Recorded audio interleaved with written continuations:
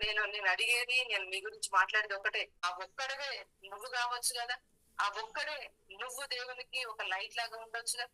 నువ్వే ఒక దేవుని యొక్క ఆ స్పిరిచువల్ కి ఒక సైన్ లాగా ఉండొచ్చు కదా.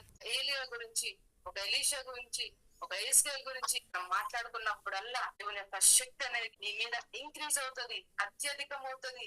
సేమ్ నేను చెప్తున్నా అదే నేమ్స్ నీకు, అదే రోజు మనము మన నోటి నుంచి వాళ్ళ గురించి మాట్లాడినప్పుడల్లా ఏ పవర్ అయితే రిలీజ్ అవుతుందో, నేను నీ గురించి నేను మాట్లాడుతున్నా, నీ గురించి ఇంకొకళ్ళు మాట్లాడుతున్నప్పుడు నీ దేవుని యొక్క శక్తి అనేది నీ లైఫ్ జర్నీలో దేవుడు చేసిన సూపర్ న్యాచురల్ మిరకల్స్ అనేవి ఇంకొకరి లైఫ్ ని ఇన్ఫ్లుయెన్స్ చేస్తే, అది నువ్వు చనిపోయినప్పుడు దేవుని దగ్గరికి కాళ్ళ దగ్గర వేసుకొని వెళ్ళొచ్చు.